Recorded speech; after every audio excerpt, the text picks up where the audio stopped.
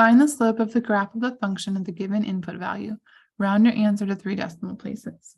So if we want to find the slope, that means that we want to find the derivative. So we can find the derivative, but look at this. The derivative of 3x isn't so bad, but here we have the derivative of 3 raised to the x, and that's where we need this rule right here. So if you have a constant, a is a constant in this case, if you have a constant raised to a power, then what that means is the derivative will be the constant raised to the power times the natural log. Sometimes we will have a chain rule within, and that's what we're being shown here, where if you have a chain rule within, then you have to do the chain rule on the power that has the function. X is just 1, so making the times the chain rule is not as obvious in that case. Same thing holds through if you are looking at e raised to a power. So these are a few different rules that we can look at when we have our function in our exponent. So if we look at the first one here, we have f of x equals 3x minus 3 raised to the x. So if we apply our rule from right here, that means that in this case, our a to the x is the 3 raised to the x, and our a is just 3. Take the derivative of 3x normal. There's nothing that is fancy about that one, so we can just take a normal derivative for 3x. So the derivative of 3x is just 3. Then we need to subtract the derivative of x to the third. That's what follows this rule. So that's going to look like 3 to the x times the natural log of 3. And that's because the base here becomes the natural log of a part. So once we get this part filled in and figured out, then we need to look at our x value. In this case, we're told that x is 2. So that means we can put 2 in everywhere that we see the x, which is just this one value right here for this one. So that will look like f prime of 2 is equal to 3 minus 3 squared ln 3. So this is where you can type it into your calculator. And if we type this one in, it'll look like 6 minus 3 to the second is, whoops. Let me write that a little more clearly. 9, and then we have ln 3. So then we can solve it down. Let's try that again. 3 minus 9 ln 3. There we go. Now I've written it a little bit more clearly. So if we simplify and solve it down, we'll have to convert this into a decimal when we type it into the calculator. But it's going to look like approximately negative 6.888. Let's try part B. So part B is the same idea. This time we have the 2, but then we have our t as our exponent, so our function as our exponent. So that means that g prime of t is going to equal the 2 just hangs out in the front. It's that constant multiplier in the front, so it just hangs out in the front. 1.5 to the t, the derivative will look like 1.5 to the t times the natural log of 1.5. And then, well, let's just leave it there. I think that'll work good. So the next one that we need to figure out is when t equals 5. So if t equals 5, that means that we need g prime of 5. So we'll have 2 times 1.5 raised to the 5th times the natural log of 1.5. Again, this is one that you would just type into your calculator, and it will work out to be approximately 6.158. And we can use this same idea, and we can use it to write an equation of the tangent line. So if we're trying to write an equation of the tangent line, that means that we use the derivative to find the slope, and then from there we have our point, so we have our x1 and we have our y1. So we just need to find our slope, and then we can put it all into our formula to find the equation of the tangent line.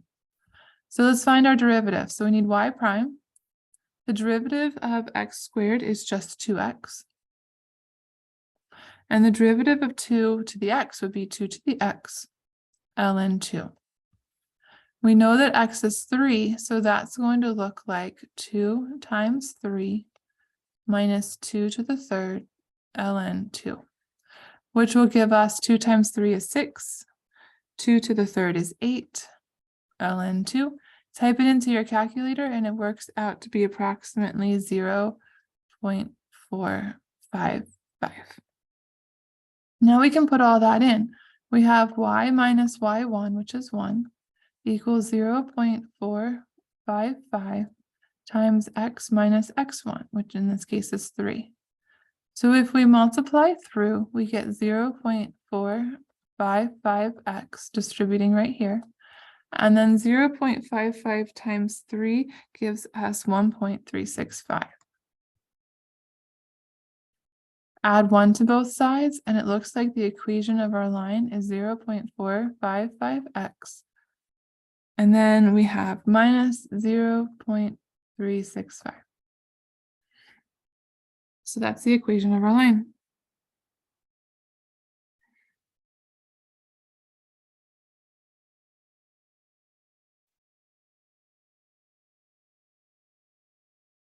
Suppose f is differentiable on R.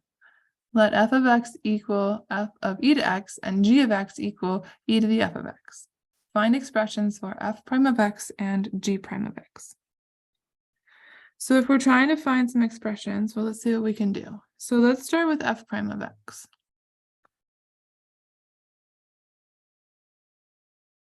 So that would look like f prime of e to the x, and then chain rule e to the x. And if we're trying to find g prime of x, that'll look like e to the f of x, and then we'll need the derivative, so f prime of x. So these are our chain rules. So f of x is right here, and it's the function e to the x. So the derivative is going to mean take the derivative of your function and then use the chain rule. Well, the derivative of e to the x is e to the x. And when we look at g of x, it's right here. So this time f of x is in the exponent. So the derivative of e to the f of x is e to the f of x times f prime of x. So these are using our chain rule again with our e function. So for the last one, we have a table of values for f, g, f prime, and g prime. So in part A, it's asking us if h of x equals the composition of f and g, find h prime of 1. Well, if this is the composition of f and g, that means our derivative, h prime of x, is going to be the derivative of the outer function, so f prime of g of x, times the derivative of the inner function, which would be g prime of x. Now, this is our chain rule. Take the derivative of the outer function and then the chain rule derivative of the inner function. So if we're looking for h prime of 1, that means that we're looking for f prime of g of 1 times g prime of 1, which means we need to fill this from the inside out. So if we fill this from the inside out, the first thing that we need to find out is g of 1. So if we come over to our table, here's 1, g of x. So it looks like g of 1 is going to be 2. So that's going to give us f prime of 2, because g of 1 has a value of 2 based upon our table, times g prime of 1. So now we need to go back to our table and we need to figure out what is each of these. So we need f prime of 2. So here's 2. F prime is this one.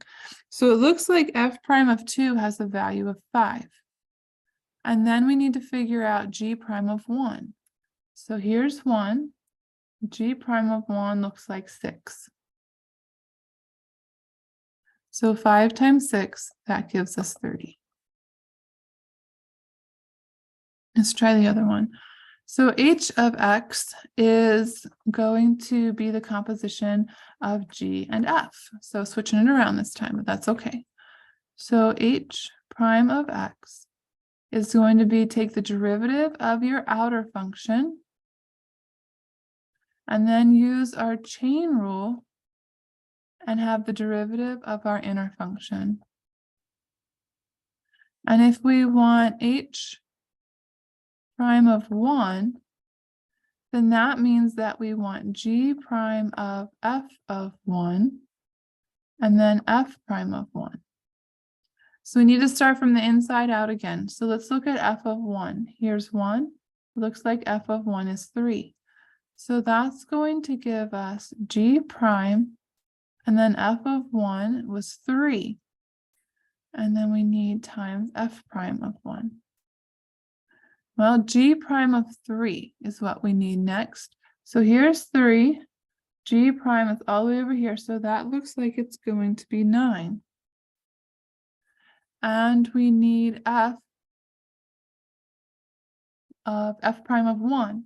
Well, here's 1, and f prime is this one, so that looks like it's going to be 4. So if we multiply this all together, we get 9 times 4, and that gives us 36. So we have our chain rule because we have a composition of functions.